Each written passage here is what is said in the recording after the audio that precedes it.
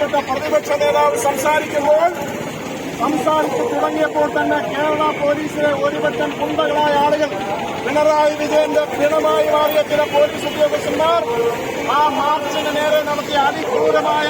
ലാത്തിചാർജും grenade ആക്രമണവും അതിശക്തമായ ജലപീരങ്കി പ്രയോഗം നിമിത്തം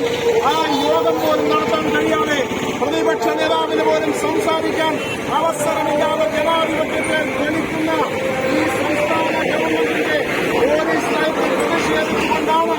തിരുവനന്തപുരത്ത് ആയിരക്കണക്കിന് വരുന്ന കോൺഗ്രസിന്റെ സഹപ്രവർത്തകന്മാർ, കോൺഗ്രസിന്റെ ചെറുപ്പക്കാരായ ആളുകളെ തല്ലിച്ചതച്ച പോലീസിന്റെ നടപടിയിൽ പ്രതിഷേധിച്ചുകൊണ്ടാണ്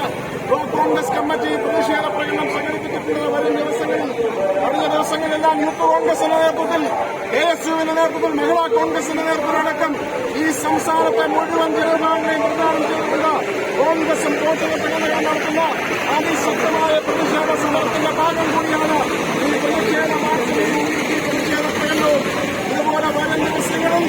ജനാധിപത്യത്തെ ഭരിക്കുന്ന പിണറായിയുടെ പോലീസ് നടപടിയിൽ പ്രതിഷേധിച്ചുകൊണ്ട് വരും ദിവസങ്ങളിൽ തെരുവോരങ്ങളിൽ സമരത്തിന്റെ വേലിയേറ്റം സൃഷ്ടിക്കാൻ